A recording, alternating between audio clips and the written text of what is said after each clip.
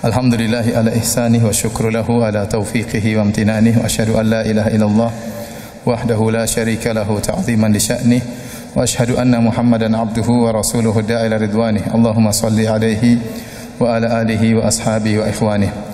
Hadirin dan hadirat yang dirahmati oleh Allah Subhanahu wa taala, puji dan syukur senantiasa kita panjatkan kepada Allah Subhanahu wa taala atas segala limpahan karunia dan kenikmatan yang tiada henti-hentinya Allah berikan kepada kita. Salawat dan salam semoga tercurahkan selalu kepada junjungan kita Nabi Muhammad sallallahu alaihi wasallam dan juga kepada keluarganya serta seluruh sahabat beliau tanpa terkecuali. Pada malam hari ini insyaallah kita akan menyampaikan kajian tematik ya yang judulnya Masuk Surga dengan Akhlak yang Mulia. Kenapa saya merasa perlu membahas masalah ini? Karena akhlak mulia itu adalah ibadah yang agung, yang pahalanya sangat luar biasa. Tetapi meskipun pahalanya luar biasa, banyak orang yang tidak merasa berpahala tatkala melakukannya. Banyak orang tatkala dia baca Quran, dia merasa berpahala. Tatkala dia puasa sunnah, dia merasa berpahala.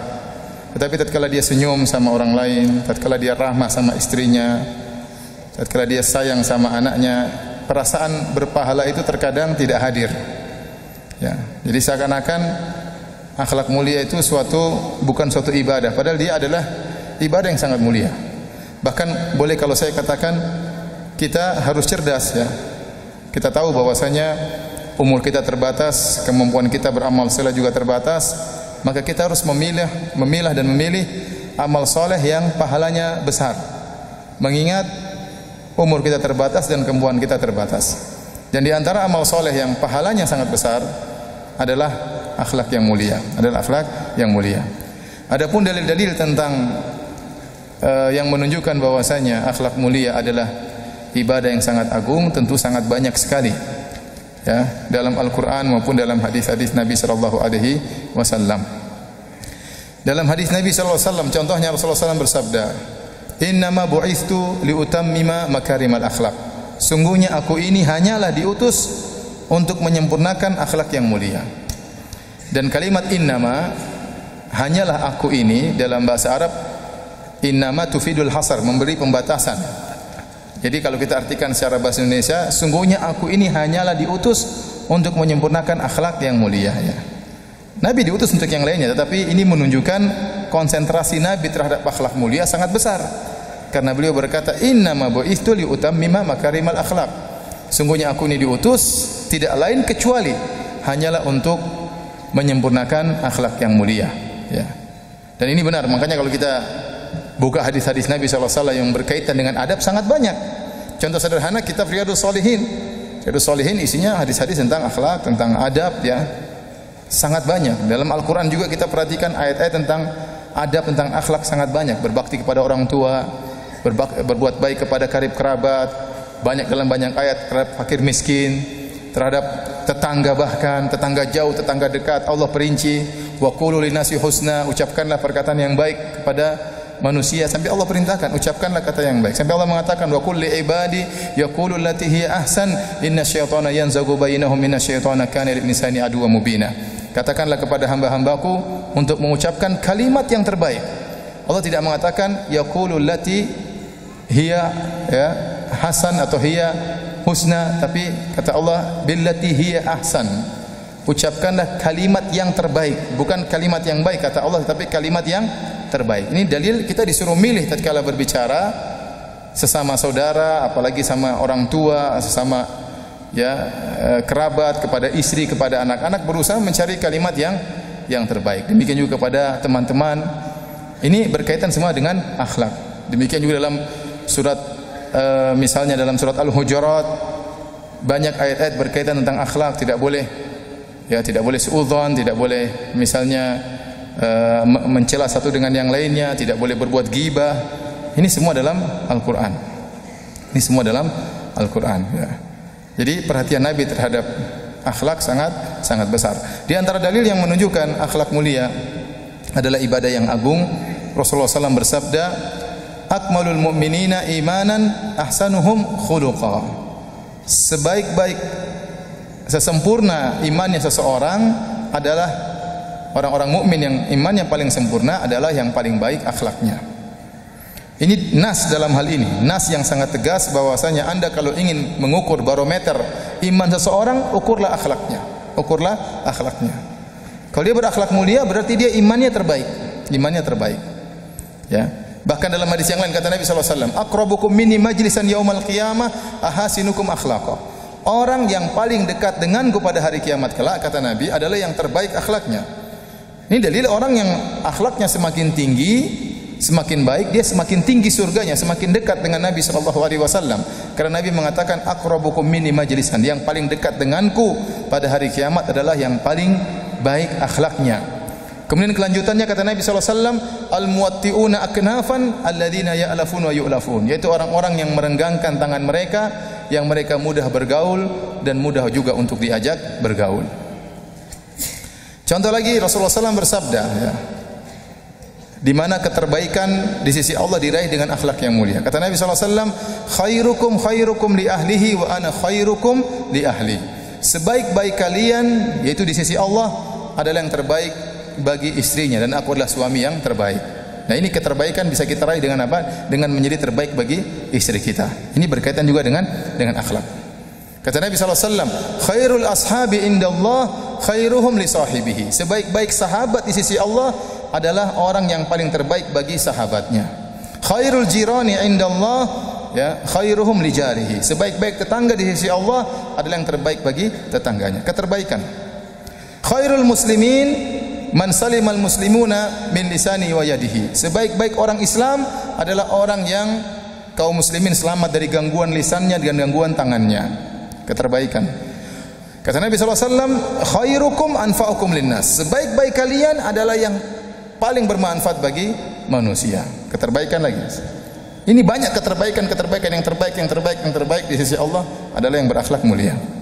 Kata Nabi SAW, khairukum qada'a. Yang terbaik di antara kalian adalah yang paling terbaik membayar utang. Nah, kalau Anda ingin tahu orang ini baik atau tidak di sisi Allah, lihat cara bayar hutangnya. Kalau dia pura-pura lupa hutangnya, ini berarti kurang baik di sisi Allah.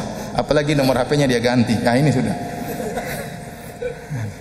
Karena benar Anda bisa melihat akhlak seorang dari membayar hutang. Kalau orang itu benar-benar baik, dia enggak perlu ditagih, dia akan bayar. Ini sudah ditagih-tagih malah melarikan diri. Sampai dia mengomel sama yang kasih hutang sama dia. Ini kejadian ya. Saya pernah ada seorang ngeluh sama saya, Ustaz, saya nagih hutang sama dia, saya malah dimarah-marah Ustaz. Loh kok bisa? Waktu saya nagih dia bilang, kamu tuh kenapa nagih sekarang? Minggu lalu uang saya ada, kamu nggak nagih. Sekarang uang saya sudah nggak ada, baru kamu tagih. Nah, kamu yang bahlul, kalau sudah punya duit, bayar, jangan tunggu ditagih. Ya, bayangkan. Jadi keterbaikan, yang terbaik, ternyata kalau Anda ingin menjadi orang terbaik di sisi Allah, banyak caranya dengan berakhlak yang mulia. Rasulullah SAW bersabda, al-birru husnul khuluq. Kalimat yang ringkas tapi menunjukkan intisari kebaikan. Jadi Rasulullah SAW ditanya tentang apa itu albir. Albir itu kebajikan. Kebajikan itu kan banyak. Semua perbuatan baik itu kebajikan. Tetapi Rasulullah SAW ringkas dengan berkata, albirru husnul khuluq. Kebajikan itu intinya akhlak yang mulia. Intinya akhlak yang mulia. Ini sama kata para ulama seperti sabda Nabi, al-hajju arafah. Haji itu wukuf di padang Arafah. Padahal haji itu perkaranya banyak, bukan cuma wukuf di padang Arafah. Namanya haji itu ada lempar jamarat, ada mabit di Mina, ada mabit di Muzdalifah, ada tawaf, ada sa'i. Tetapi kenapa Nabi hanya mencukupkan menyebut al-hajju arafah? Haji itu wukuf di padang Arafah karena intisari daripada haji adalah wukuf di padang Arafah. Dia adalah rukun yang paling rukun di antara rukun-rukun haji. Sama persis seperti Nabi waktu berkata al-birru husnul khuluq. Ya, kebajikan itu banyak, kebaikan itu banyak. Intisarinya adalah akhlak yang mulia. Su'ila Nabi sallallahu alaihi wasallam an ayyu syai'in an aktsari ma yudkhilun nas al-jannah. Rasulullah SAW ditanya tentang perkara yang paling banyak memasukkan manusia dalam surga. Apa sih perkara yang paling mudah memasukkan orang dalam surga? Kata Nabi sallallahu alaihi wasallam, taqwallah wa husnul khuluq. Kata Nabi, bertakwa kepada Allah dan akhlak yang mulia.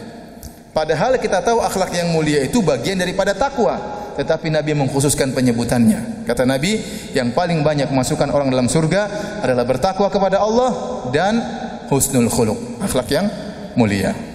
Rasulullah SAW bersabda lagi, ala adullukum ala man yahrumu 'alan nar au man tahrumu 'alaihin nar. Maukah aku tunjukkan kepada kalian tentang seorang yang haram masuk neraka atau orang yang neraka haram menyentuhnya?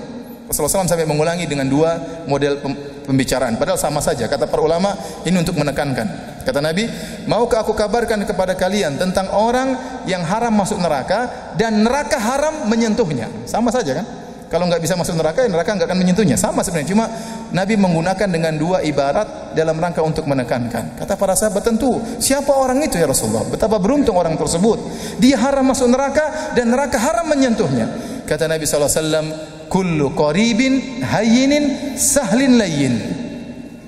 Apa tadi kata Nabi? Belum hafal. Kullu qaribin hayyinin sahlin layyin. Setiap orang yang qarib, setiap orang yang dekat. Dekat maksudnya qarib minan nas, mudah bergaul dengan orang. Tidak angkuh, tidak jaga image dengan bergaul sama orang. Ya, menjauhkan diri, didatangi malah menjauh. Enggak. Qarib sama siapa saja dia mudah.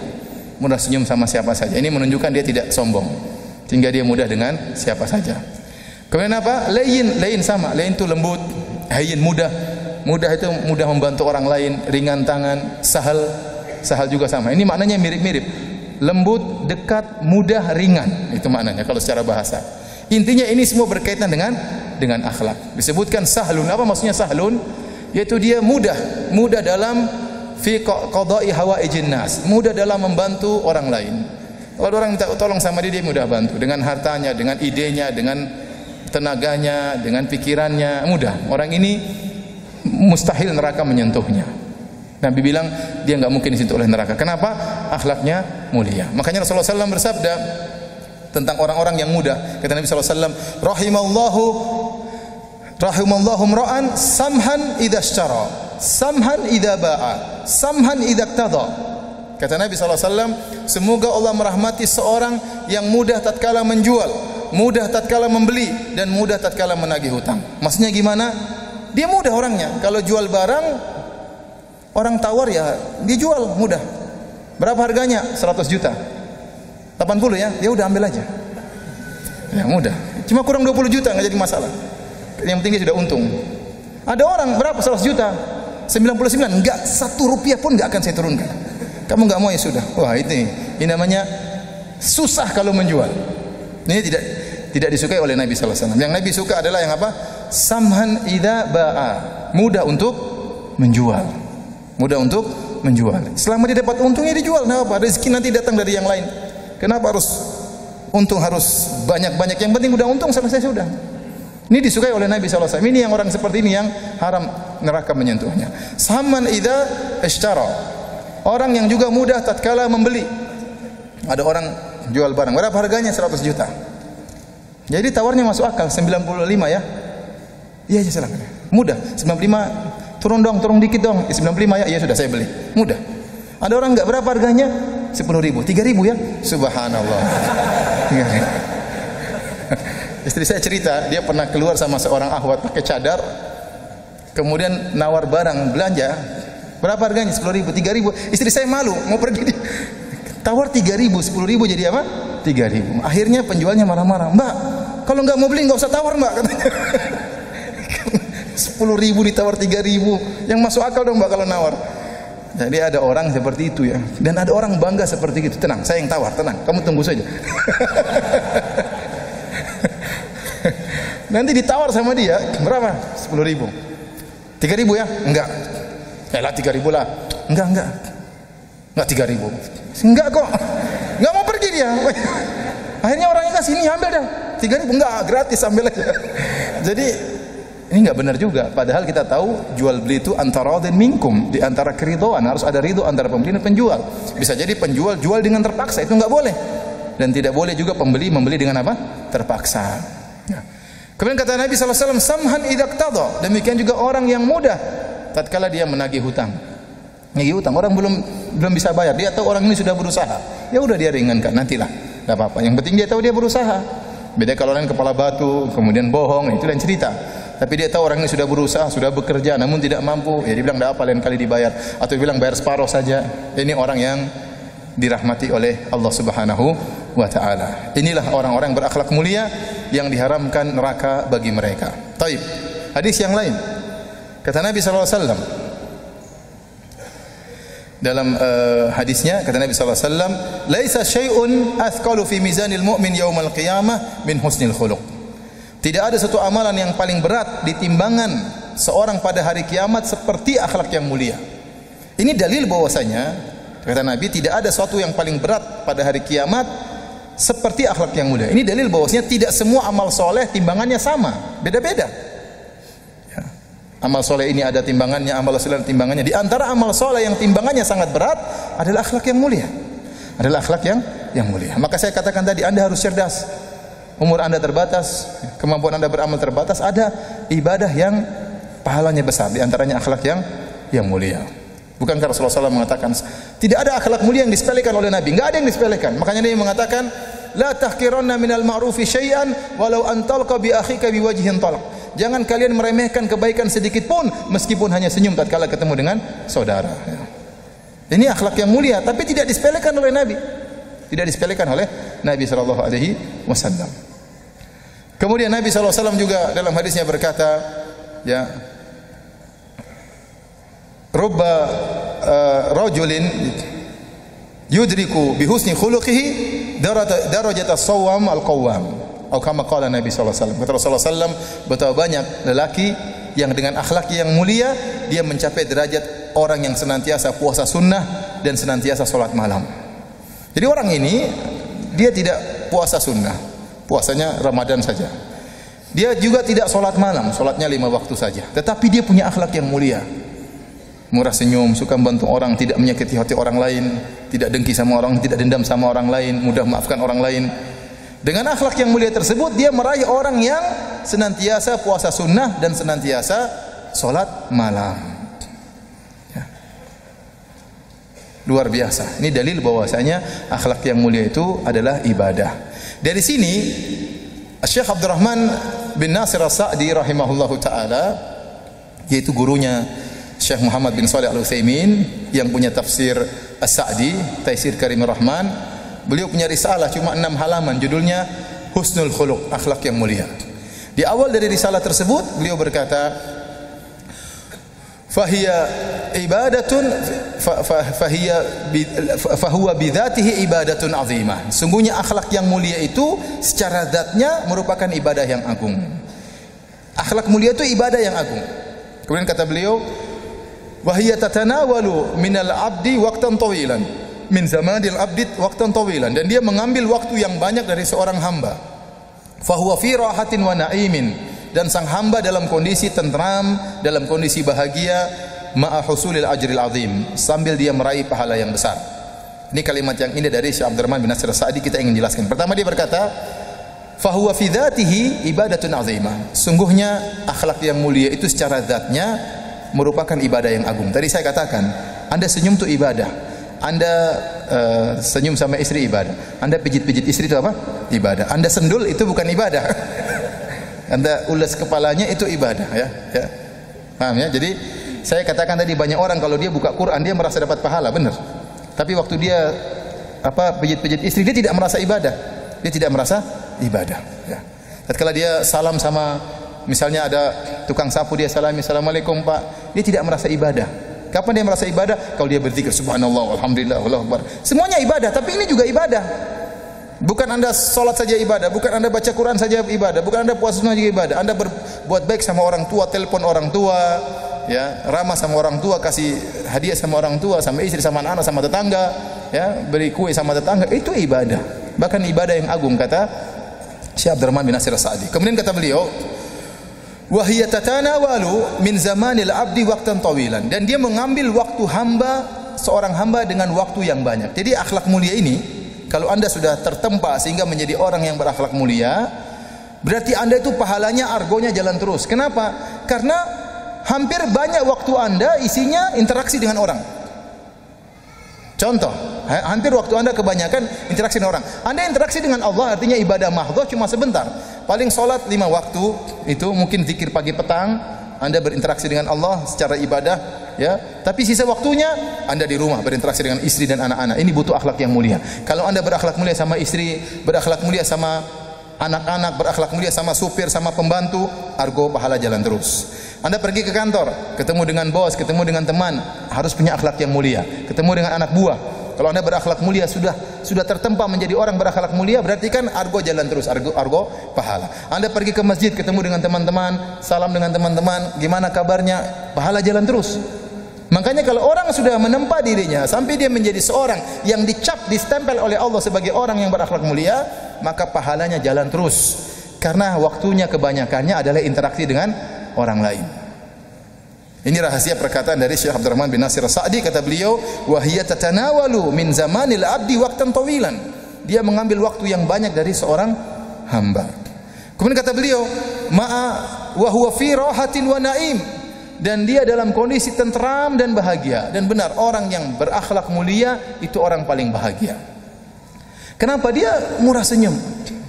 Orang-orang murah senyum itu orang yang tentram, mudah memaafkan, tidak pendendam. Coba kalau dia tukang dendam, sakit hati dia.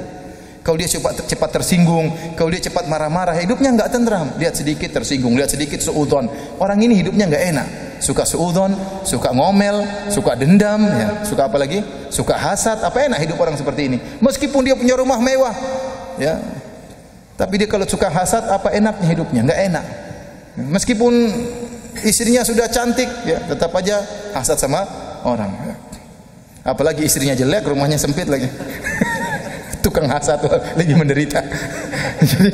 jadi maksud saya, orang yang berakhlak mulia itu orang tentram. Orang ngomelin dia, dia maafkan. Ya udah, mau diapain? Ya. Orang hina dia, ya sudah dia maafkan. Tidak dendam. Orang suka dendam enggak enak, hidupnya enggak enak, ya. Saya sudah sering cerita, saya punya teman pernah ada yang marah sama teman saya yang lain. Saking marahnya dia bilang, semoga Allah menyempitkan kuburannya. Itu orang belum meninggal sudah dibilang sempitkan kuburannya. Belum meninggal sudah didoain seperti itu.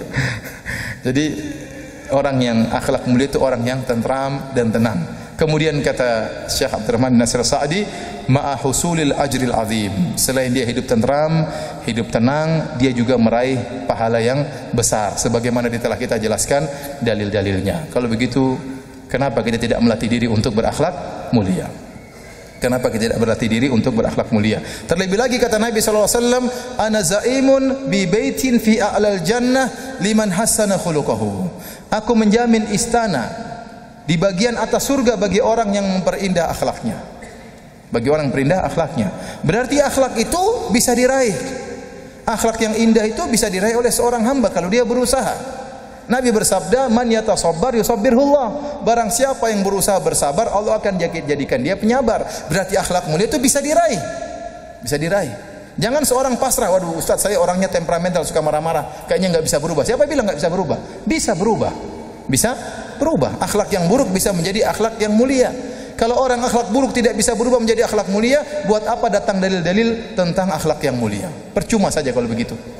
Tatkala datang dalil-dalil yang begitu banyak untuk bisa berakhlak mulia, berarti akhlak mulia itu bisa diraih. Akhlak buruk bisa dirubah menjadi akhlak yang mulia. Oleh karenanya para ulama mengatakan akhlak ada dua model. Ada namanya akhlak jibilli, ada namanya akhlak al-kasbi atau muktasab. Ya. Akhlak yang pertama adalah akhlak yang dari sananya, akhlak yang kedua adalah akhlak yang diperoleh. Ada orang memang begitu lahir orangnya pendiam, tidak suka ganggu orang, murah senyum, dari sananya begitu. Ya.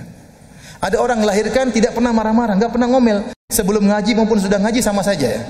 Bahkan semakin ngaji dia semakin penyabar. Tapi belum ngaji pun dia sudah penyabar. Ada orang seperti itu.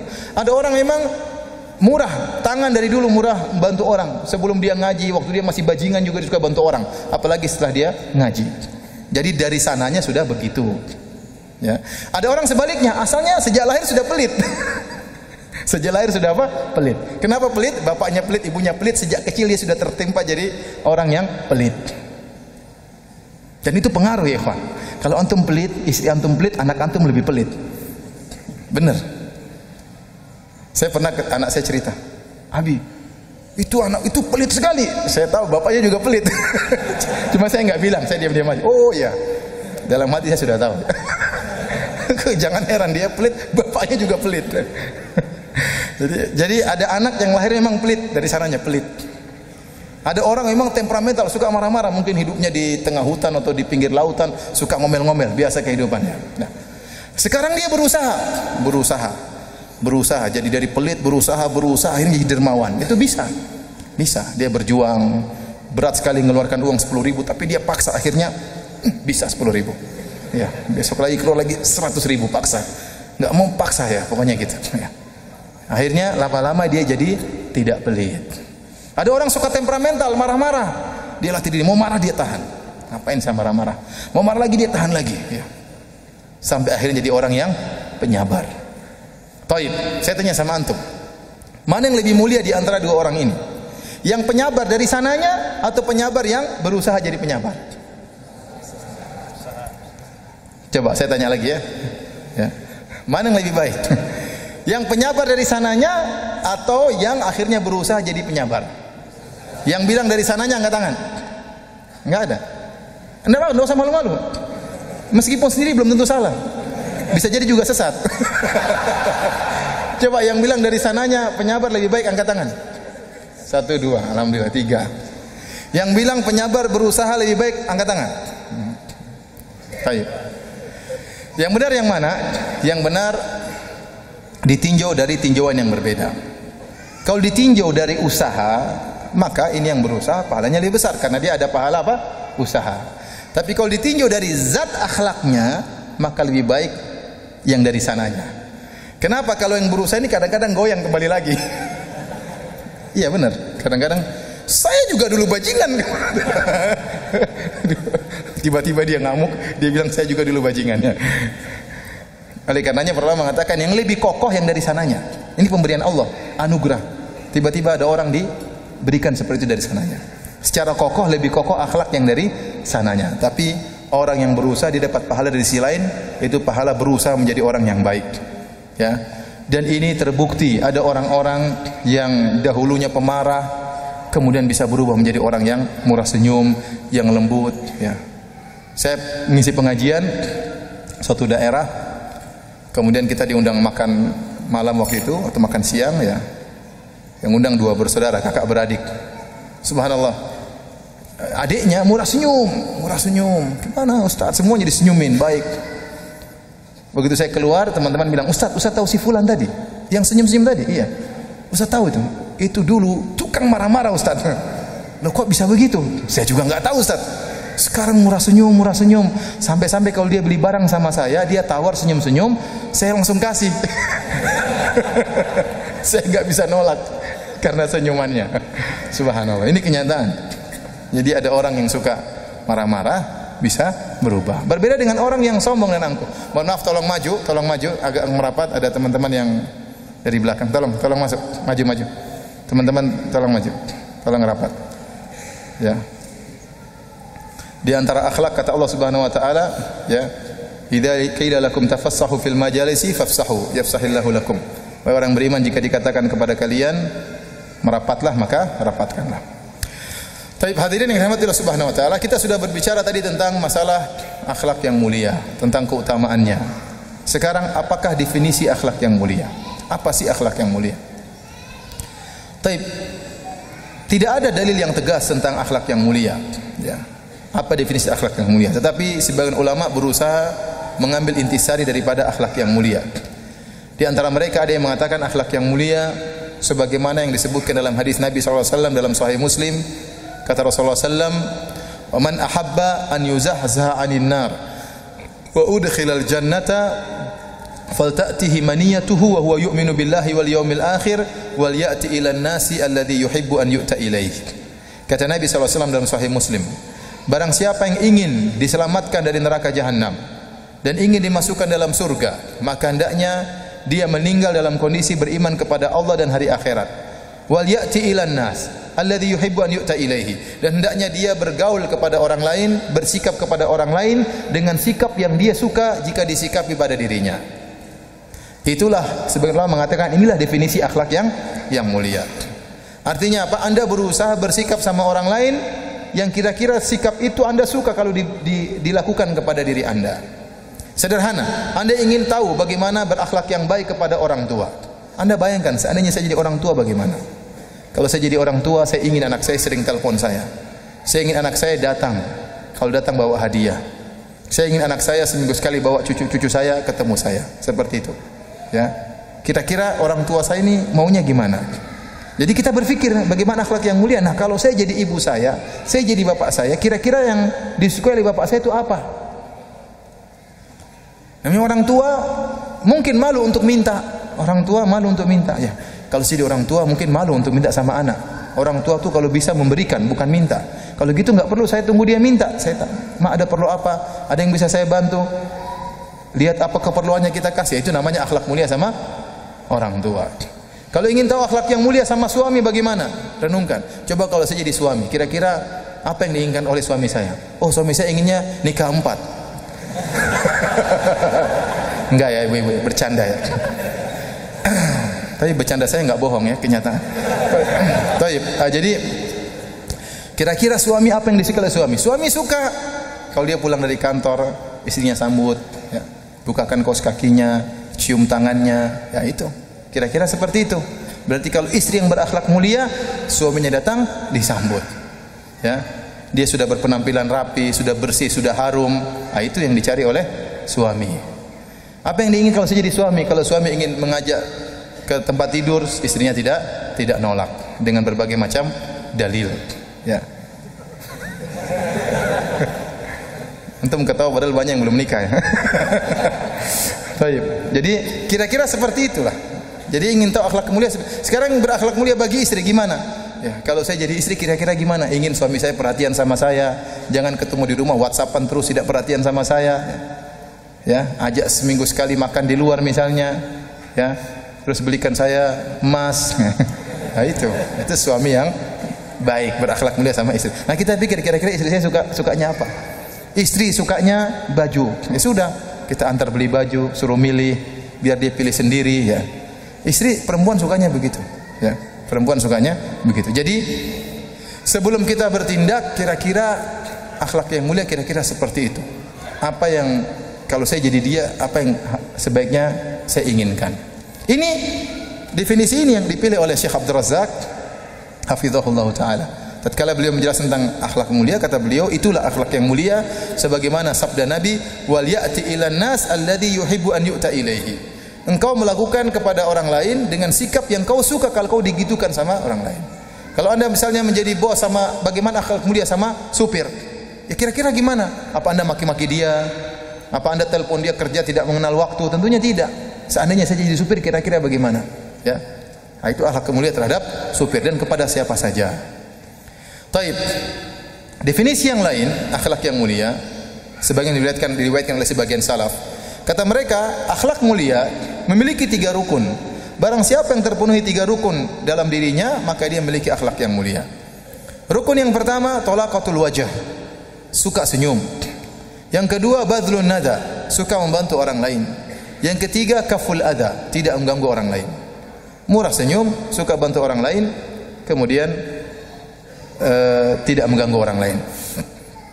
Kenapa murah senyum? Karena orang murah senyum menunjukkan orang itu tidak sombong, tidak angkuh. Taib, kita memang mudah murah senyum sama orang kaya, gampang. Karena kita merasa orang kaya lebih tinggi dari kita, kita murah senyum. Murah senyum sama teman kantor, ya, murah senyum sama bos, jadi masalah. Tapi kita murah senyum sama pembantu, murah senyum sama supir, murah senyum sama tukang sapu orang bawahan kita, ya. Nah, ini akan terlihat pada diri seorang sombong atau tidak. Ya, kenapa ente mahal senyum? Emang senyum itu pakai duit? Kan enggak pakai duit. Ente senyum juga enggak ada duit yang kurang kan? Ada duit Anda hilang kan enggak ada. Terus kenapa Anda sampai pelit sama senyuman? Berarti ada sesuatu dalam hati Anda. Berarti ada keangkuhan. Padahal senyum enggak bayar. Kalau senyum bayar mungkin orang boleh pelit. Ini senyum enggak bayar. Terus kenapa Anda enggak mau senyum? Kenapa Anda enggak mau senyum? Ya. Bahkan sebagian orang sudah senyum samanya dari jauh, ketemu sama Anda dari jauh sudah 5 meter dia sudah senyum. Dia sudah buka giginya, dia sudah sampai depan Anda cuma dari jauh-jauh dia buka gigi tutup. Terutama akhwat, ibu-ibu juga demikian. Ya. Murah senyum sama tetangga. Ustaz, tapi kita pakai cadar. Senyum meskipun pakai cadar kelihatan dari lirikan mata. Ya, meskipun giginya enggak kelihatan.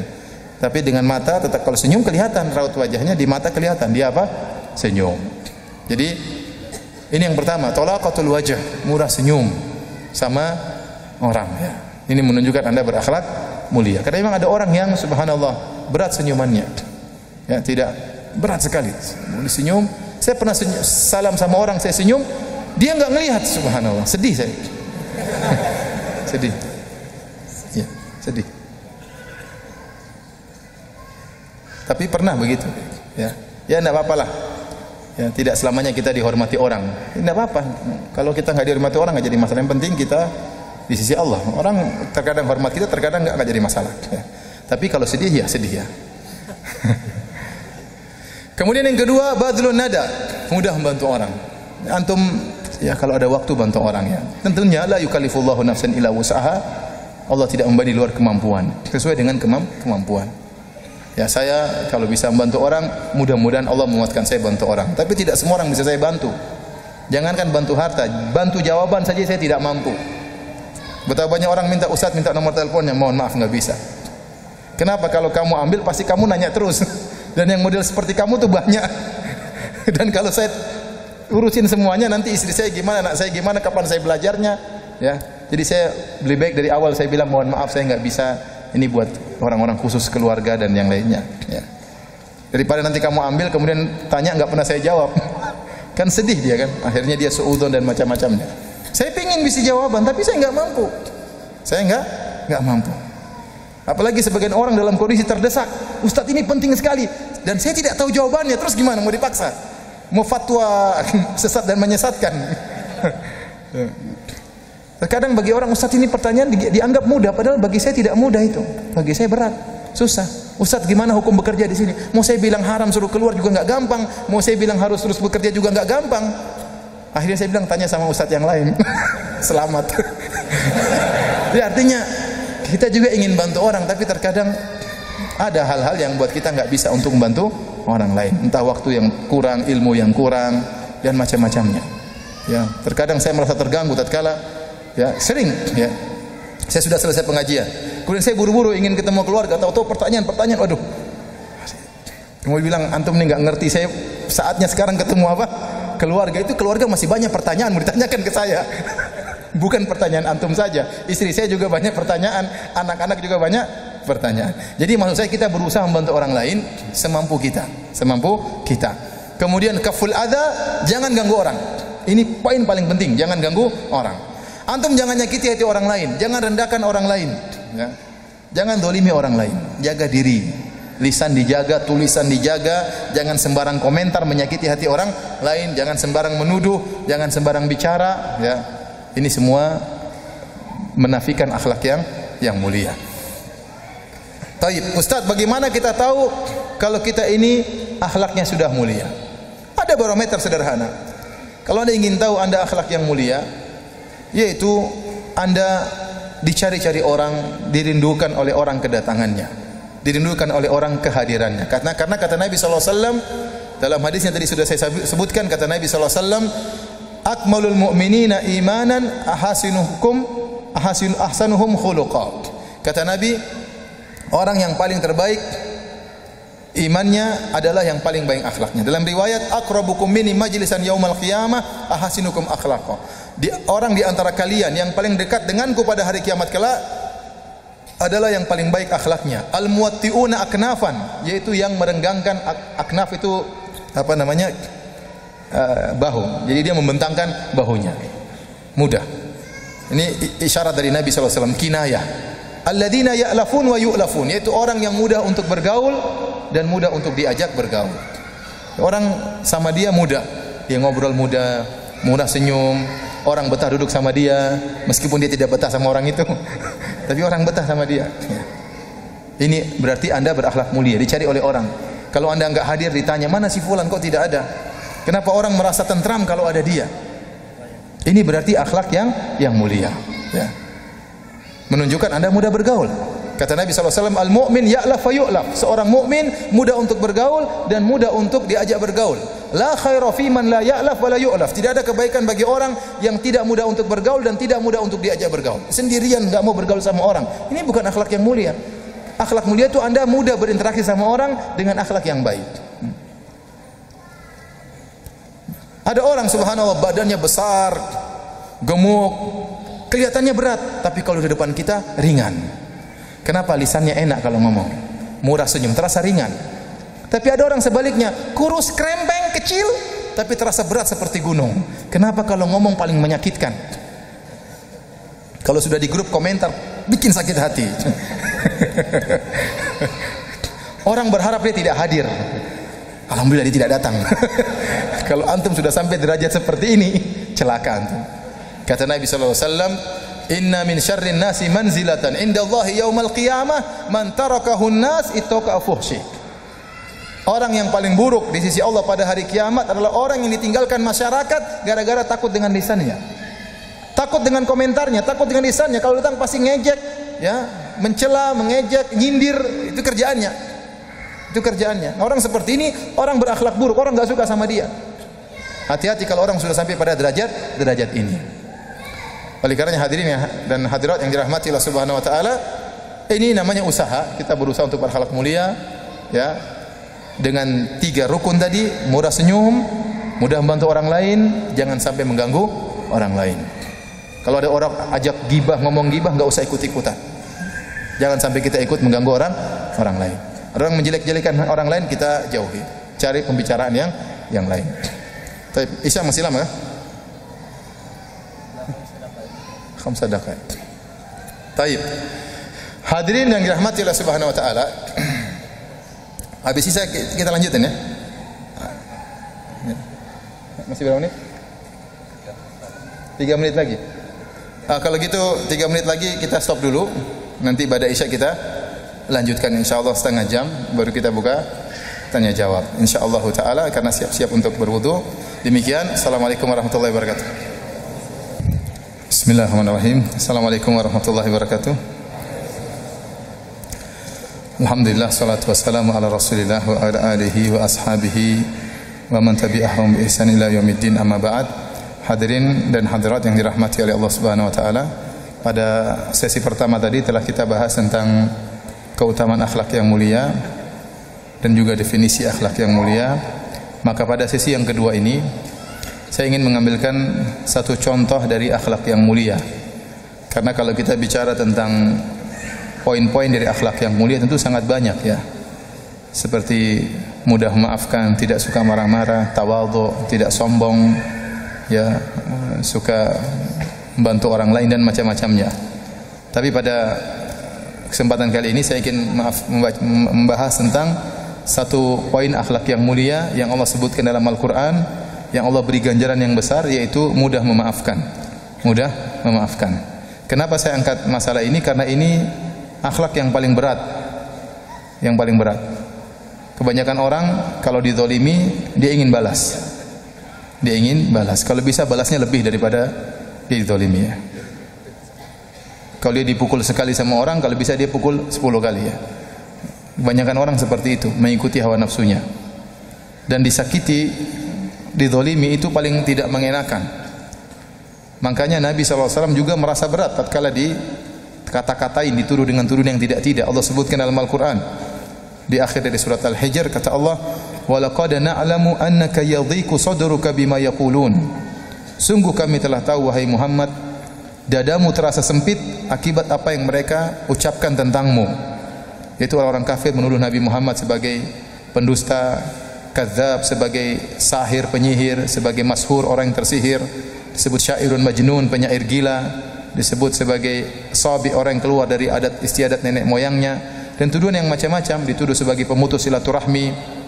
Dan ini terasa berat bagi Nabi. Sebelumnya mereka menyanjung Nabi, sebelum Nabi menyebutkan dirinya sebagai seorang Nabi, mereka memberi gelaran Nabi dengan gelaran yang sangat indah, itu Shadiqul Amin, orang yang jujur dan terpercaya. Setelah itu berubah dari pujian menjadi cercaan, dan itu terasa berat bagi Nabi ya. Makanya Allah mengatakan, walaqad na'lamu annaka yadhiqu sadruka bima yaqulun. Sungguh kami tahu dadamu terasa sempit akibat apa yang mereka ucapkan wahai Muhammad. Allah beri solusi, kata Allah, "Fasabbih bihamdi rabbika wa kum minas sajidin." Hendaknya engkau banyak bertasbih kepada Allah dan hendaknya kau sujud kepada Allah Subhanahu wa taala. Itu solusi. Jangan sibukkan dengan apa yang mereka ucapkan, sibuklah engkau untuk beribadah kepada Allah Subhanahu wa taala.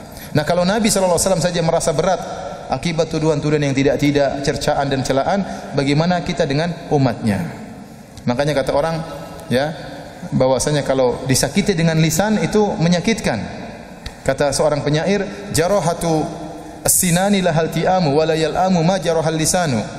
Sesungguhnya luka yang diakibatkan sayatan pedang masih bisa disembuhkan, tetapi luka yang diakibatkan sayatan lisan susah untuk disembuhkan. Susah untuk disembuhkan. Sakitnya itu di mana? Di ubun-ubun, ya. Oleh karenanya para hadirin Allah Subhanahu wa taala, kita akan berbicara tentang sifat yang sangat berat, tapi itulah sifat para anbiya, sifat orang-orang yang berjiwa besar.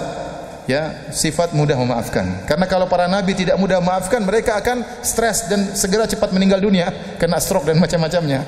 Karena godaan tidak akan ada henti-hentinya kepada mereka, cercaan tidak ada henti-hentinya bagi mereka. Tapi mereka berjiwa besar. Oleh karenanya Nabi Musa alaihissalam waktu diutus kepada Fir'aun, dia berdoa kepada Allah dengan doa yang kita sudah hafal kebanyakan kita. Dan beliau mengatakan, Rabbi syrah li sadri wa yassir li amri wahlul 'uqdatam min lisani yafqahu qawli waj'alni waziran min ahli, dan seterusnya. Dia mengatakan di awal doa tersebut, ya Allah, lapangkanlah dadaku. Lebarkanlah apa? Dadaku. Karena kalau dada kita sudah lebar, sudah lapang, yang lain mudah. Ya, yang lain mudah. Terkadang perkara berat di hadapan kita, tapi kalau dada kita lapang jadi mudah. Ini yang paling penting. Seorang bagaimana dadanya lapang, tidak sempit, ya, dadanya lapang sehingga dia mudah untuk memaafkan. Sifat ini, sifat maafkan, sifat yang berat, ya. Saking beratnya sampai-sampai tidak wajib memaafkan, tidak wajib. Oleh karenanya Allah membolehkan kita balas. Seperti firman Allah Subhanahu wa taala, "Wa jazaa'u sayyi'atin sayyi'atun mithluha. Faman 'afa wa aslaha fa ajruhu 'ala Allah innahu la yuhibbudz zalimin." Kata Allah, balasan dari keburukan adalah keburukan semisalnya. Kata Allah, boleh kau balas, enggak jadi masalah. Tapi Allah beri pilihan kedua. Allah beri pilihan yang kedua. Faman 'afa wa aslaha, barang siapa yang memaafkan dan berbuat baik, fa ajruhu 'ala Allah, maka pahalanya di sisi Allah.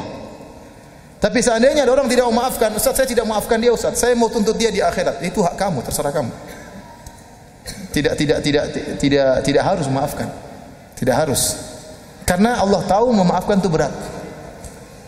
Makanya, ya, kalau orang lagi marah sama orang lain masalah dunia, boleh menghajar selama 3 hari, boleh tidak maafkan 3 hari. Kata Nabi sallallahu alaihi wasallam, la yahilu li muslimin an yahjura akhahu fawqa 3. Fayaltaqiyani fayuridu hadha wa yuridu hadha wa khairuhuma alladhi yabda'u bis salam. Kata Nabi sallallahu alaihi wasallam, tidak halal bagi seorang muslim untuk memboikot saudaranya lebih daripada 3 hari. Tidak boleh. Jadi boleh kita jengkel sama orang, kita bombe ini, enggak ketemu dia, kita enggak mau ketemu. Dia salam, kita enggak jawab, boleh, tapi 3 hari. Kenapa? Karena syariat tahu langsung memaafkan itu enggak mudah. Dia jengkel 3 hari, yaitu syariat bilang enggak apa, biar aja. Jengkel 3 hari enggak apa-apa, enggak berdosa. Dia salam kita enggak jawab, dia telepon kita enggak angkat, dia SMS kita 3 hari kita cuekin. Tapi hari keempat Anda harus memberi salam. Meskipun tidak harus bersahabat lagi seperti awal, tapi harus memberi salam. Karena sesama muslim tidak boleh saling apa? Memboikot. Ya. Karena tidak ada orang yang bisa langsung memaafkan kecuali Nabi sallallahu alaihi wasallam, ya. Kecuali Nabi sallallahu alaihi wasallam. Oleh karenanya para hadirin Allah Subhanahu wa taala, kalau seorang tidak mau memaafkan dan dia dendam, dia yang seakan tutup di akhirat, ini dibolehkan. Dalam ayat yang lain kata Allah Subhanahu wa taala, "Fa in aqabtum fa aqibu bimithli ma uqibtum bih." Kalau kalian ingin membalas, maka balaslah sebagaimana engkau dizalimi. Tapi ada pilihan kedua, wala in sabartum la huwa khairul lisabirin. Kalau kalian bersabar, maka itu lebih baik bagi orang yang bersabar. Pahalanya lebih besar kalau Anda memaafkan. Memaafkan ini bukan perkara sepele. Karena disebutkan secara khusus dalam Al-Qur'an. Tidak semua akhlak mulia disebut dalam Al-Qur'an. Tatkala memaafkan disebut dalam Al-Qur'an, ini menunjukkan ini akhlak yang besar. Allah sebutkan dalam surat Ali Imran tentang para penghuni surga, kata Allah Subhanahu wa taala, wasari'u ila maghfiratin min rabbikum wa jannatin 'arduha as-samawati wal ardu uiddat lil muttaqin. Bersegeralah kalian menuju ampunan Allah dan menuju surga Allah yang luasnya seluas langit dan bumi yang Allah siapkan bagi orang-orang yang bertakwa. Siapa orang-orang bertakwa yang Allah siapkan surga bagi mereka? Kata Allah Subhanahu wa taala, "Alladzina yunfiquna fis sarra'i wad dharra'i wal kadhiminal ghaidh wal 'afina 'anil nas wallahu yuhibbul muhsinin." Yaitu orang-orang yang senantiasa berinfak. Dalam kondisi lapang mereka berinfak, dalam kondisi sulit mereka tetap berinfak meskipun mungkin infaknya lebih kecil, tapi tetap berinfak meskipun dalam kondisi sulit. Kemudian kata Allah, "Wal kadhiminal ghaidh", orang yang meredam amarah. Kadhiminal ghaidh kata para ulama maksudnya seperti air yang sudah berada di puncak tinggal meluber, tinggal keluar tapi dia tahan. Jadi kebenciannya sudah jengkel, sudah diubun-ubun kemudian dia tahan. Ini namanya al-kadhimina al-ghaidh, yaitu orang yang meredam amarah tatkala amarahnya sudah di puncak. Kemudian Allah sebutkan yang ketiga, wal 'afina 'anin nas, yaitu orang-orang yang memaafkan orang-orang yang berbuat zalim kepada dia. Allah tutup ayatnya dengan berkata, wallahu yuhibbul muhsinin. Allah mencintai orang-orang berbuat ihsan. Dan kita tahu dalam derajat agama ada 3 derajat, Islam, iman dan ihsan. Ihsan yang paling tinggi. Makanya saya katakan orang yang memaafkan itu orang yang sudah sampai derajat ihsan. Karena dia tahu Allah mengetahui apa yang dia lakukan. Allah tahu isi hatinya tatkala dia maafkan. Dia sedang bermuamalah dengan Allah Subhanahu wa taala. Dan memaafkan tidak mudah. Bahkan memaafkan lebih daripada sekedar tidak marah. Kalau orang tidak marah belum tentu maafkan. Saya tidak marah tapi belum tentu saya maafkan. Saya cuma meredam amarah. Ini tingkatan lebih tinggi. Dia memaafkan. Kalau dia sudah memaafkan otomatis dia tidak marah. Dia tidak marah. Ya. Kalau meredam amarah saja pahalanya luar biasa, sebagaimana kata Nabi sallallahu alaihi wasallam, "Man kadzama ghaidhan wa huwa yaqdiru ala an yunafidhahu, da'ahu Allahu yaumal qiyamati ala ru'usil khalaiq hatta yukhayyirahu min ayyil huri syaa." Barang siapa yang meredam amarahnya padahal dia mampu untuk melampiaskannya, maka Allah akan panggil dia di hadapan khalayak pada hari kiamat kelak sampai Allah suruh dia pilih bidadari mana yang dia sukai. Ini pahalanya besar. Jadi kalau istri Anda bikin Anda marah-marah, Anda jangan marah-marah. Anda senyum-senyum saja. Kenapa Mas senyum-senyum? Ada hadis, bagus sekali hadisnya. Apa hadisnya? Sebutkan hadisnya. Barang siapa meredam amarah disuruh pilih bidadari. Ya. Istri antum yang marah-marah nanti. Nah, kalau itu meredam amarah pahalanya seperti itu, bagaimana lagi memaafkan? Karena orang yang memaafkan dia pasti meredam amarah. Makanya saya katakan siapa yang bisa memaafkan itu akhlaknya luar biasa. Dan itu sangat susah. Kenapa? Karena Anda baru bisa menerapkan memaafkan kalau Anda dizolimi. Kalau Anda enggak dizolimi, memaafkan siapa? Paham? Jadi akhlak itu baru bisa muncul tatkala Anda dizolimi. Bukan maafkan tatkala lebaran. Maaf lahir batin, iya saya maafkan. Enggak ada kesalahan maaf lahir batin, cuma sekedar omong-omongan saja ya. Ya. Tapi saya berbicara tatkala Anda sedang dizalimi. Dan saya katakan ini akhlak baru bisa keluar tatkala Anda dizalimi. Dan kebanyakan orang kalau dizalimi ingin apa? Membalas. Ingin membalas, ya. Dan kalau orang sudah membalas biasanya lebih daripada yang dia dizalimi, ya. Saya sudah sering sampaikan. Allah mengatakan fajaza'u sayyi'atin sayyi'atun mithluha. Jadi Allah sebutkan 3 model. Balasan keburukan seperti keburukan semisalnya. Barang siapa maafkan pahala di sisi Allah. Yang ketiga, Allah tidak suka dengan orang yang zalim. Ini 3 model orang tatkala dizalimi. Tinggal Anda pilih yang mana. Yang pertama, Anda boleh balas semisalnya. Kalau dia bilang Anda anjing, Anda bilang Anda juga anjing. Maka tidak ada yang dosa dia. Jadi sekarang kalau dia bilang Anda anjing-anjing, Anda balas ente juga anjing-anjing. Berarti 4 anjing kan? 4 anjing ini semua dosanya sama dia. Kenapa? Al-mustabbani, orang yang saling mencaci maki, alaman bada, yang pertama yang mengenai dapat dosanya. Dia mengatakan Anda anjing-anjing, Anda bilang ente juga anjing-anjing. 4 anjing semuanya buat ente. Dosanya dia. Ya, seperti itu. Tapi kalau Anda lebih, Anda dosa. Dia bilang anjing-anjing, Anda jawab ente anjing-anjing rabies. Ah, berarti kan anjing rabies lebih daripada anjing biasa. Nah, berarti kata para ulama ini sampai dibahas oleh para ulama ya. Dia bilang anta anjing 2 kali, ente bilang dia anjing 2 kali plus 2 rabies, berarti 4 anjing dia yang dosa, tapi 2 rabies ente berdosa. Karena Anda membalas lebih daripada yang seharusnya. Dan kebanyakan orang kalau sudah mulai membalas, dia tidak bisa mengontrol dirinya. Dia pasti balas lebih daripada itu. Baik dalam perdebatan, dalam pertikaian, pasti lebih daripada dia dizalimi. Oleh karenanya yang aman memaafkan. Makanya saya katakan kalau Anda dizalimi ada 3 kemungkinan. Pertama, Anda balas semisalnya dan Anda tidak berdosa, dosanya semua buat dia. Yang kedua, Anda balas lebih, maka Anda berdosa. Sekarang Anda jadi orang yang zalim. Ada dosa yang Anda tanggung.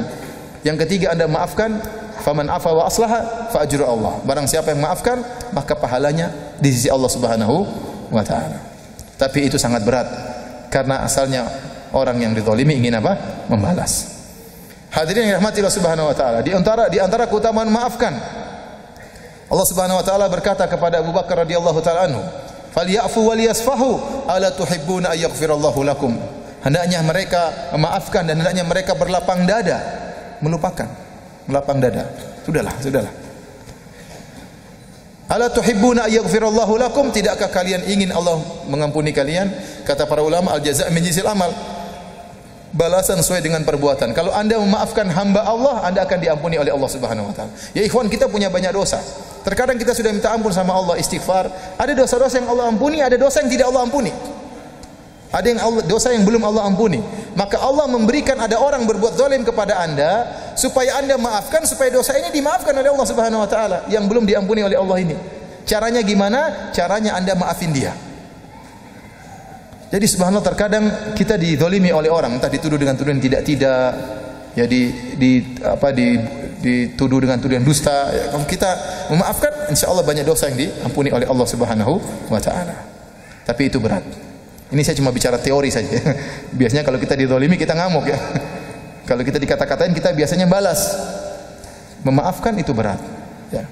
Karenanya para hadirin yang Allah Subhanahu wa taala, untuk memicu kita supaya bisa memaafkan, saya ingin menyampaikan kisah Nabi Yusuf alaihissalam secara singkat. Bagaimana dia adalah orang yang sangat mudah memaafkan, luar biasa, sampai dijadikan permisalan oleh Nabi sallallahu alaihi wasallam. Secara singkat kita tahu kisah Nabi Yusuf alaihissalam. Nabi Yusuf alaihissalam punya saudara, dia 12 bersaudara. Dia sama Benyamin satu kakak adik, satu kandung, satu ibu. Adapun 10 yang lainnya dari ibu yang berbeda. Kemudian 10 orang ini cemburu kepada Nabi Yusuf alaihissalam. Maka mereka pun merayu bapaknya supaya membawa Nabi Yusuf. Akhirnya Nabi Yusuf dibawa, dipisahkan dari bapaknya, dilemparkan dalam sumur. Waktu mau diambil Nabi Yusuf dari bapaknya, Nabi Yakub alaihissalam berkata, "Inni la yahzununi an tadhhabu bih." Sungguh sangat menyedihkan aku kalian bawa Yusuf pergi dariku. Kenapa? Bapaknya sangat sayang kepada Yusuf. Kalau Yusuf tidak kelihatan sehari, dia sangat sedih. Dan Nabi Yusuf juga tahu betapa sedihnya bapaknya. Dia tahu bapaknya sangat sayang sama dia. Sekarang dipisahkan dari bapaknya, ini kezaliman tersendiri. Dia tahu bapaknya sedih, itu membuat dia sedih. Dia sendiri sedih terpisah dari bapaknya, dan mengetahui bapaknya sedih, dia pun lebih sedih lagi. Dan Nabi Yakub tidak kuasa sehari tidak melihat anaknya Yusuf alaihissalam. Kemudian dipisahkan dari bapaknya, kemudian dilemparkan dalam sumur. Lemparkan dalam sumur, masih kecil, adik mereka sendiri. Bayangkan kakak ngelempar adik dalam sumur. Kalau orang lain yang menyakiti kita, mungkin kita masih ini penjahat. Ini kakak sendiri. Kakak sendiri ngelempar dalam apa? Sumur. Ini perkara yang sangat menyakitkan. Tatkala kakak sendiri satu bapak menzalimi dia. Kemudian setelah itu ada orang datang ngambil air dari sumur, ternyata ada Yusuf, kakak-kakaknya belum pergi, dijual Yusuf sebagai budak. Bayangkan adiknya dijual sebagai budak, kezaliman lagi tersendiri. Kezaliman bertumpuk-tumpuk. Akhirnya Nabi Yusuf alaihissalam pergi ke Mesir, tinggal sama seorang menteri dan istrinya yang cantik jelita, Zulaikha. Katanya konon namanya Zulaikha, namun tidak ada dalil yang sahih. Intinya akhirnya Zulaikha jatuh cinta kepada Nabi Yusuf alaihissalam. Akhirnya dia pun menuduh Nabi Yusuf ingin menzinahi dia. Akhirnya Nabi Yusuf di penjara. Yang zalim sekarang siapa? Zulaikha. Zalim kepada Nabi Yusuf. Ya. Bahkan bukan cuma Zulaikha. Zulaikha manggil ibu-ibu semua di kota Mesir, suruh rayu Yusuf. Semua merayu Yusuf. Kata Zulaikha, rayu Yusuf supaya dia mau sama saya. Ternyata waktu mereka merayu, kata mereka sama saya aja, enggak usah sama dia. Makanya Nabi Yusuf berkata, ya, Rabbi sijnu ahabbu ilayya mimma yad'unani ilai. Ya Allah, penjara lebih saya sukai daripada seruan ajakan rayuan mereka, bukan rayuannya. Rayuan mereka, kata para ulama ini dalil semua ibu-ibu ngerayu dia, bukan cuma siapa? Zulaikha. Karena terpesona dengan ketampanan. Akhirnya yang zalimi Zulaikha dan ibu-ibu semuanya. Akhirnya dia di penjara. Waktu di penjara dia bertemu dengan 2 orang yang minta untuk ditafsirkan mimpinya. Akhirnya Nabi Yusuf menafsirkan mimpi mereka berdua. Nabi Yusuf mengatakan adapun salah satunya kamu akan menjadi pelayan raja, yang satunya kamu akan disalib. Kemudian kata Allah, wa qala lil ladzi dhanna annahu najim minhum adhkurni 'inda rabbik. Maka Yusuf berkata kepada orang yang bakalan jadi pelayan raja, kamu jangan lupa, nanti kalau kamu melayani raja, sebut-sebut tentang aku. Maksudnya apa? Sebut-sebut tentang kebaikan aku supaya aku dibebaskan dari raja, dari penjara oleh raja. Kata Allah, fa ansahu syaitanu dzikra rabbih falabitha fis sijni bid'a sinin. Ternyata tatkala dia sudah jadi pelayan raja, dia keasikan, lupa tentang cerita Nabi Yusuf. Akhirnya Nabi Yusuf dipenjara lagi 7 tahun. Gara-gara orang ini apa? Lupa. Akhirnya setelah orang ini lupa, qadarullah setelah 7 tahun, raja yang mimpi. Inni ara sab'a baqaratin simanin ya'kuluhunna sab'un ijab wa sab'i sumbulatin khudri wa ukhra yabisat, dan seterusnya. Ya ayyuhal malu aftuni fi ru'yaya in kuntum bi ru'ya ta'burun. Raja mengumpulkan anak buahnya. Wahai anak buah, saya mimpi melihat 7 ekor sapi gemuk dimakan sama 7 ekor sapi kurus, dan saya melihat 7 bulir gandum yang hijau dan 7 bulir gandum yang kuning yang kering. Coba tafsirkan mimpi saya. Kata mereka, itu hanyalah bunga tidur, enggak bisa ditafsirkan wahai raja. Akhirnya kata Allah, wa qala alladzi naja minhuma waddakara ba'da ummatin ana unabbiukum bi ta'wilihi farsilun. Tiba-tiba pelayan raja ingat, masalah mimpi, baru dia ingat Yusuf, baru connect. Setelah kapan? Setelah 7 tahun. Oh ya Yusuf. Utus saya kepada Yusuf. Akhirnya dia datang kepada Yusuf. Mengatakan, Yusufu ayyuhas siddiqu aftina fi sab'i baqaratin simanin ya'kuluhunna sab'un ijab wa sab'i sumulatin khudri wa ukhra yabisat la'ali arji'u ila an-nasi la'allahum ya'lamun. Kata dia, wahai Yusuf, tolong tafsirkan mimpi raja yang melihat 7 ekor sapi gemuk dimakan oleh 7 ekor sapi kurus dan 7 bulir gandum yang hijau dan 7 bulir gandum yang kering. Semoga saya bisa kembali kepada mereka, saya kabarkan tentang tafsiran mimpi. Kata para ulama, lihat Yusuf alaihissalam langsung memaafkan. Dia tidak mencela sama sekali. Dia tidak mengatakan, ente dari mana saja? 7 tahun baru ke sini sekarang, ente dari mana saja? Enggak ingat-ingat saya, kurang ajar ente. Enggak. Dan di antara baiknya Nabi Yusuf, dia langsung maafkan, dia tidak singgung sama sekali. Bahkan dia bukan cuma menafsirkan mimpi, kata para ulama, dia bahkan menafsirkan mimpi sekaligus memberi solusi. Apa sih tafsir mimpi tersebut? Tafsir mimpi tersebut akan ada 7 musim panen dan 7 tahun musim kemarau. Sudah selesai. Itu tafsirannya. 7 tahun musim panen, 7 tahun musim kemarau. Tapi ternyata Nabi Yusuf bukan cuma menafsirkan demikian, bahkan dia kasih solusi. Kata dia, tazra'una sab'a sinin da'aban fama hasadtum fadharuhu fi sumbulihi illa qalilan mimma ta'kulun. Thumma ya'ti min ba'di dzalika sab'un shidadun ya'kulna ma qaddamtum lahunna illa qalilan mimma tuhsinun. Kata Nabi Yusuf, caranya 7 tahun tanam sebanyak-banyaknya, terus makan sedikit, yang sisanya simpan di lumbung ya. Simpan di lumbung. Nanti akan datang 7 musim kemarau, maka makan dari sisa yang simpan tersebut dan masih ada tersisa. Jadi dia kasih jalan solusi bagaimana menghadapi 7 tahun musim panen dan 7 tahun musim kemarau. Akhirnya orang ini lapor kepada raja.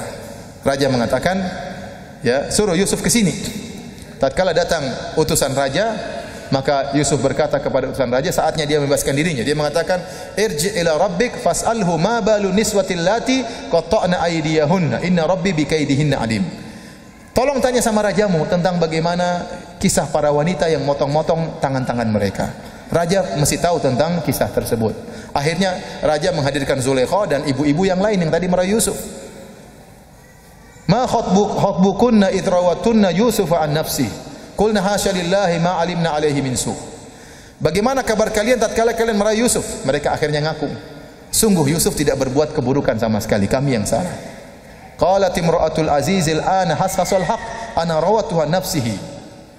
Kata Zulaikha, sekarang sudah nampak kebenaran, saya yang merayu dia. Laporan kepada Yusuf, ya benar, dia ngaku dia yang ngerayu. Nabi Yusuf pun tidak dendam, tidak mengatakan itu Zulaikha suruh penjarakan, enggak. Dia enggak nuntut Zulaikha dipenjarakan, dia tidak nuntut ibu-ibu untuk dipenjarakan. Sudah, lalu selesai, yang penting dia sudah keluar, tidak ada dendam sama sekali. Kalau dia dendam, dia tidak akan menikahi siapa? Zulaikha. Tapi disebutkan dalam riwayat dia menikah dengan Zulaikha, tapi riwayatnya riwayat yang lemah. Tidak ada riwayat yang apa? Yang sahih. Tidak ada riwayat yang sahih bahwasanya akhirnya dia menikah dengan Zulaikha. Disebutkan dalam sebagian buku tafsir, dalam tafsir Ibnu Katsir juga disebutkan Akhirnya Yusuf nikah sama Zulaikha. Waktu nikah Yusuf ngomong sama Zulaikha malam pertama, kan begini halal. Dulu kan tidak boleh, sekarang halal. Kenapa? Kata Zulaikha, kamu kan tahu suami saya orangnya tidak bisa berhubungan. Artinya apa? Lemah syahwat. Sementara saya wanita yang masih muda. Ya sekarang halal. Tapi itu juga riwayat tidak ada. Jadi kalau ditanya apakah benar Yusuf akhirnya menikah sama Zulaikha, jawabannya kita tidak tahu. Ya. Ada seorang ulama mengatakan, saya tidak hadiri walimahnya, makanya saya tidak tahu. Jadi para hadirin, intinya Nabi Yusuf alaihissalam tidak marah sama Zulaikha dan tidak marah sama ibu-ibu yang lain. Dia enggak marah. Akhirnya setelah itu dia diangkat jadi menteri keuangan, bendaharawan kerajaan Mesir. Akhirnya kakak-kakaknya pun datang pengen beli gandum karena ternyata musim kemarau datang. Musim kemarau tersebut sampai ke Palestina. Datanglah mereka. Akhirnya Nabi Yusuf bertanya, kalian berapa orang sekeluarga? Oh, kami 12 orang. Ya. Kok cuma 10? Iya, kita cuma 10. Ada satu masih tinggal sama bapaknya, yang satu hilang. Satu hilang maksudnya siapa? Yusuf. Maka Yusuf mengatakan, datangkan yang satunya. Ya. Bi akhillakum min abikum, datangkan saudara kalian Binyamin. Kalau kalian tidak datangkan, saya tidak jual lagi gandum. Intinya akhirnya mereka datang lagi bawa Binyamin. Setelah itu Nabi Yusuf membuat hilah, cara, sampai akhirnya Binyamin tertuduh mencuri. Akhirnya waktu Binyamin tertuduh mencuri, kakak-kakaknya komentar, iyasriq faqad saraka akhul lahum min qabl.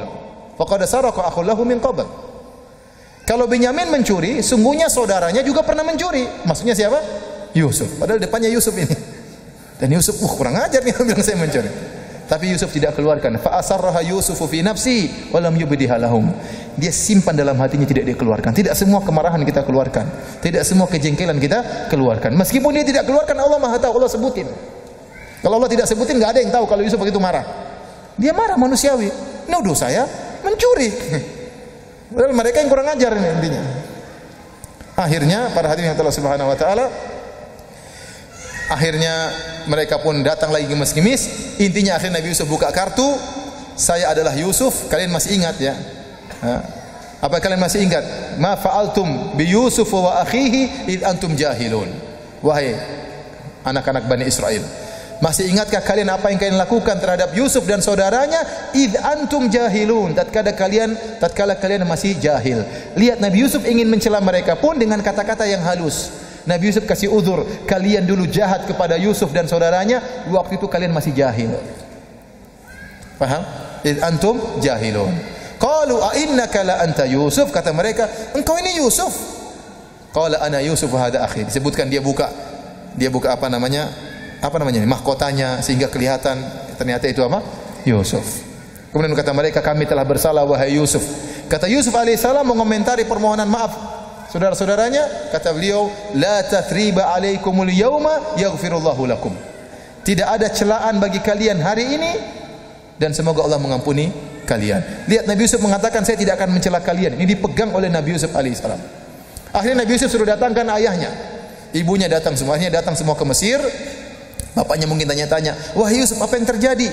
Maka Yusuf cerita, ya abati, hada ta'wilu ru'yaya min qablu qad ja'alaha rabbi haqqan. Wahai ayahanda, inilah mimpiku yang pernah saya ceritakan kepada engkau puluhan tahun yang lalu.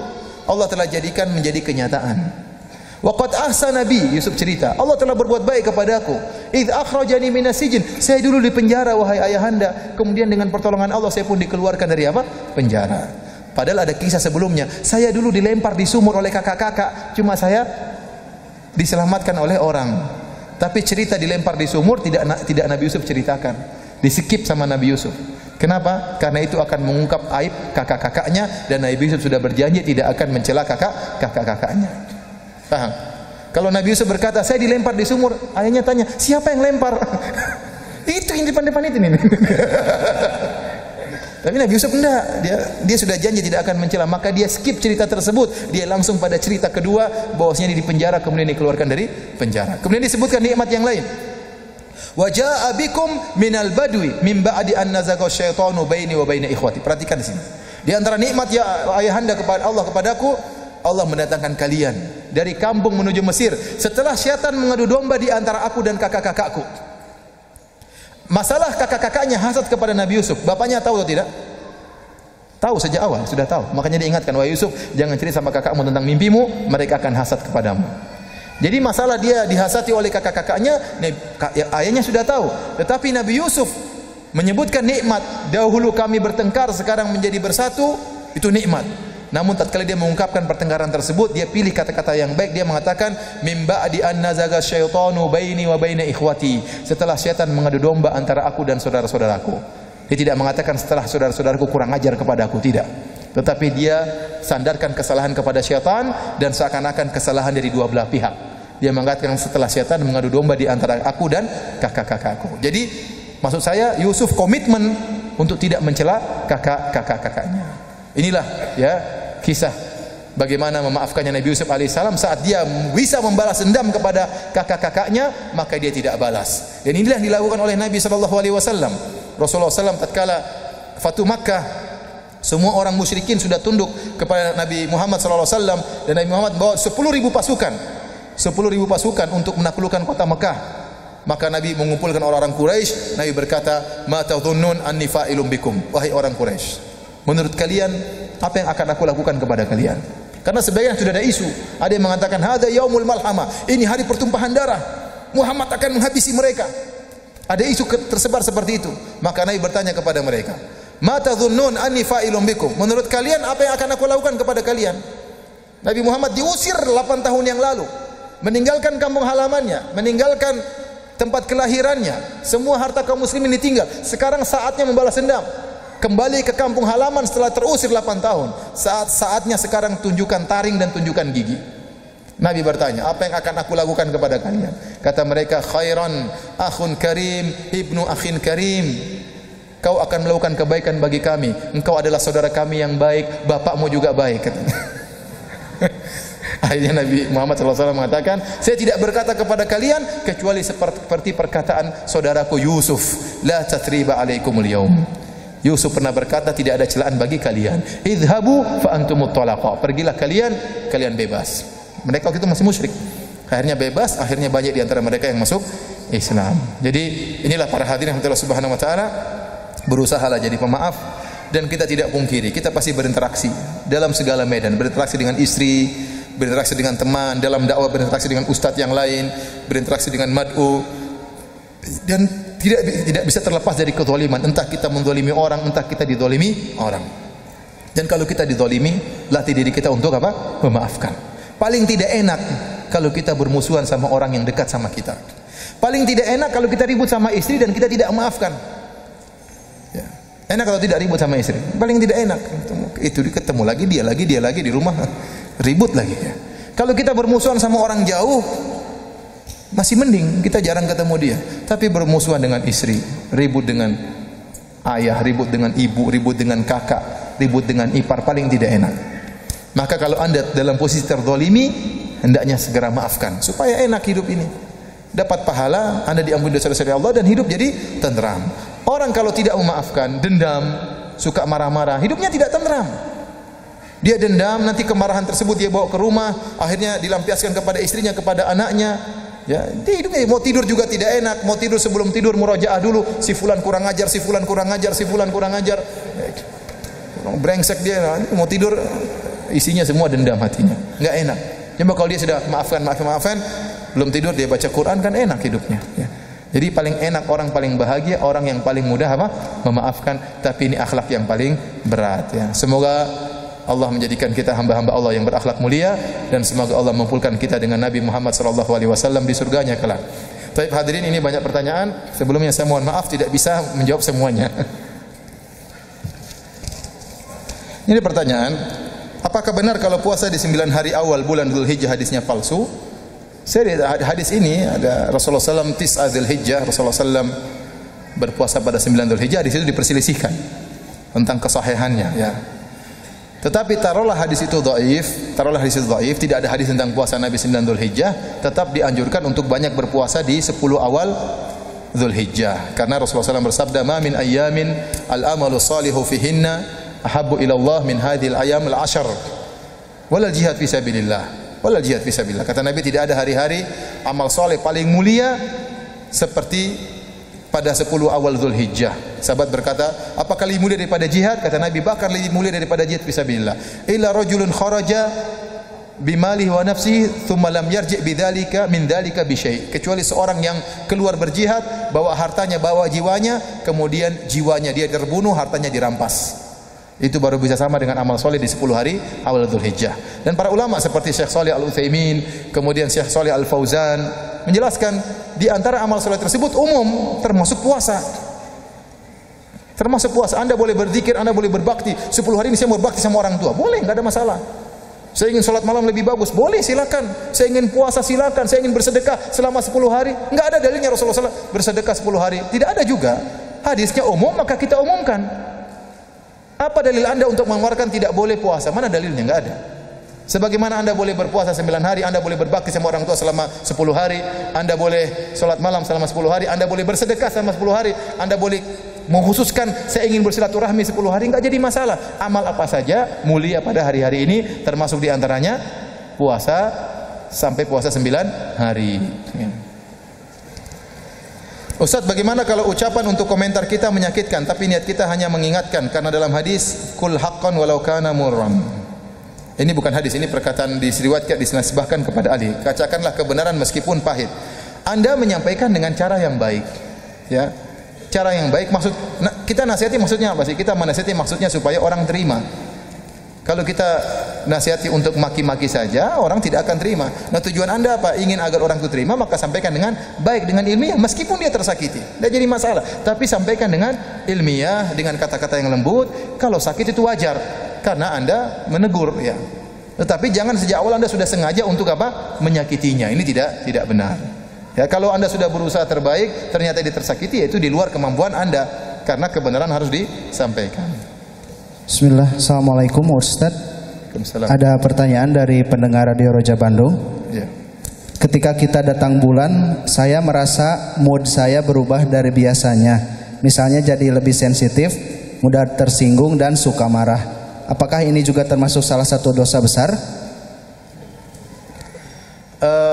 Kalau kita sudah tahu bahwasanya mood kita berubah tatkala datang bulan, mudah tersinggung, suka marah-marah, maka kita harus sadari itu kekurangan kita. Maka tatkala kita mau marah, oh saya lagi haid, memang saya kayak begini, supaya kita enggak marah-marah, ya. Ya, dan itu di luar kemampuan kita. Yang penting kita jangan mendolimi apa? Orang. Kalau sudah tahu kita suka marah, jangan kita marahin orang juga, jangan. Ya, perempuan berubah-ubah, ya. Tatkala mereka sedang haid seperti itu, tatkala sedang hamil seperti itu, ya. Saya baru ketemu kemarin teman saya. Subhanallah, katanya Firanda, waktu pertama istri saya hamil 3 bulan pertama, mau saya ceraikan. Kenapa? Lihat wajah saya enggak mau. Jadi saya lihat dia enggak mau lihat wajah saya.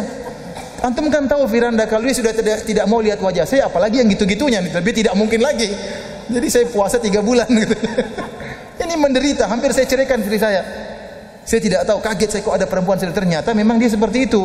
Setiap mengandung, anak kedua juga demikian, sekarang anak kelima istrinya cuekin, dia sudah biasa. Saya kunjungi lagi, oh biasa. Sudah 5 kali. Jadi maksud saya, kalau sudah tahu kita mudah tersinggung, jangan banyak komentar, jangan banyak ngomong. Tolong beri pengertian sama suami. Suamiku saya modelnya begini, tolong kamu sabar karena saya lagi haid, saya seperti ini, ya. Jadi kita berusaha memahami dan minta pemahaman dari suami. Kalau kita salah, segera minta maaf.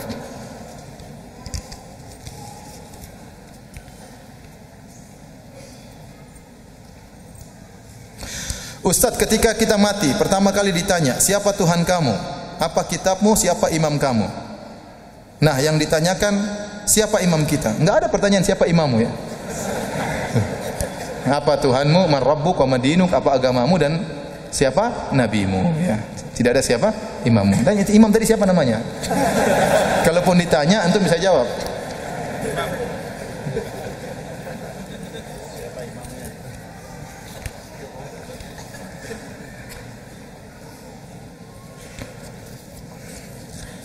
Ustaz, senyum itu kan merupakan akhlak mulia. Kalau senyumnya sama akhwat gimana Ustaz? Bukan niat menggoda, tapi berniat akhlak mulia. Wah. Ini pasti yang jomblo yang tanya. Ya, kalau memang kira-kira menimbulkan fitnah, tidak usah. Antum tahan senyum. Ya. Kalau memang antum kira-kira menimbulkan apa? Fitnah. Tapi kalau antum tidak menimbulkan fitnah, misalnya akhwatnya banyak enggak, tapi kalau satu-satu celing-celing, wah itu itu yang bahaya. Kalau misalnya akhwat 5 laki 1, senyum semua enggak jadi masalah.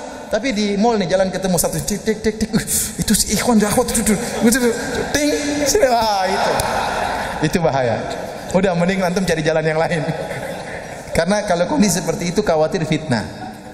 Khawatir apa? Fitnah. Padahal asalnya senyum enggak jadi masalah. Ya, tidak diriwayatkan juga Nabi bermuka kasar kepada para ibu-ibu di zaman Nabi, tidak. Ya. Kita melihat kalau ibu-ibu enggak jadi masalah, tapi kalau sama-sama jomblo kemudian satu-satu ketemu di tengah jalan, ini agak repot, ya, agak repot. Dan saya sering bilang semua yang biasa-biasa itu insya Allah enggak ada masalah. Yang masalah kalau berlebih-lebihan. Saya sudah sering sampaikan, orang kalau suara wanita bukan aurat. Orang telepon saya, ibu-ibu, Ustaz gimana, enggak bicara biasa. Sering ibu-ibu telepon sama saya. Ada WhatsApp enggak jadi masalah, ya. Tapi kalau berlebihan, Ustaz makaci, ya itu repot. Ya, repot. WhatsApp, Ustaz apa hukumnya? Hukumnya haram. Syukran Ustaz, kiki terus gambar-gambar itu, itu. Ustaz juga goyang, ya. Itu masalah. Kalau wajar-wajar saja nggak ada masalah, makanya jangan yang tidak wajar.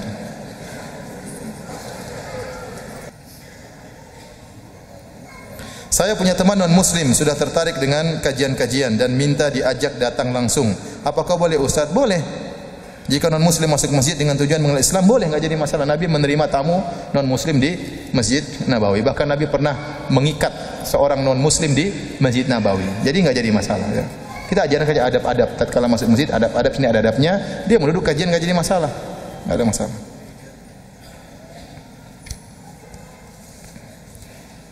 Ustaz, bagaimana cara menjauhi ingin dipuji oleh orang lain? Perasaan ingin dipuji itu manusiawi, ya.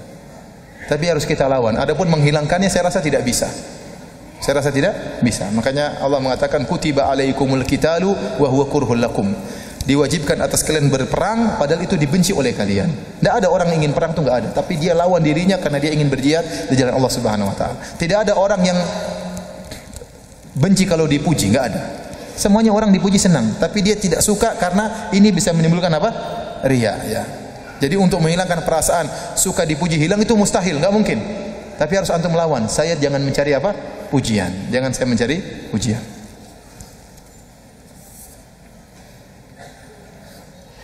Ustaz, saya kenal seseorang kalau dijahili dia malah senang. Karena menurutnya dengan dijahili dia merasa diperhatikan.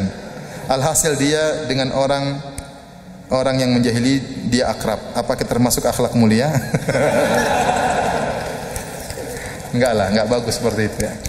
Ya. Jadi ada orang yang saking dekatnya, terkadang panggilannya, saya ketemu dulu waktu zaman-zaman jahiliyah. Brengsek lu, gitu.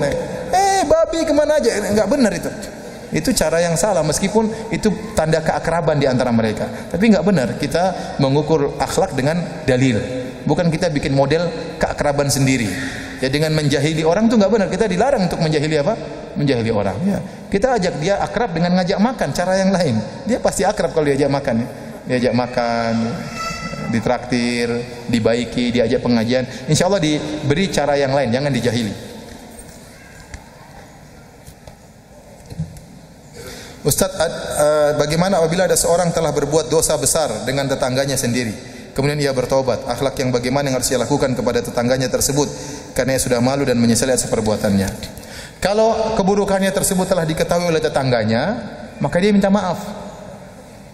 Kalau keburukannya tersebut tidak diketahui oleh tetangganya, ya, dan kalau diberitahu ternyata mudaratnya besar, maka dia minta maaf secara global saja.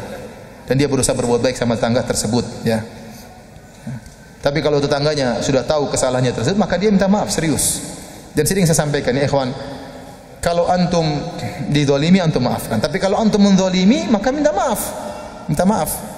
Jangan sampai dia meninggal atau antum meninggal sebelum antum minta maaf. Sering terjadi orang punya salah sama orang lain, dia nunda-nunda minta maaf, ternyata orang tersebut keburu meninggal atau dia keburu meninggal.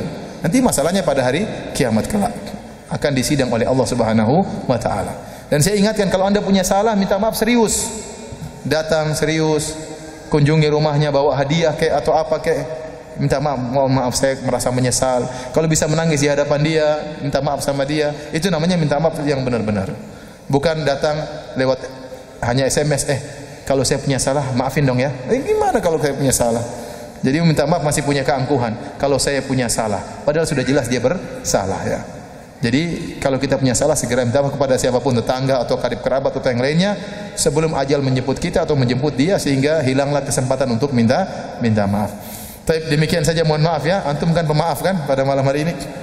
Ini banyak pertanyaan tidak bisa saya jawab ya. Tolong tanya kepada ustaz yang lain. Demikian. Subhanakallah bihamdik asyhadu alla ilaha illa anta astaghfiruka wa atubu ilaik. Assalamualaikum warahmatullahi wabarakatuh.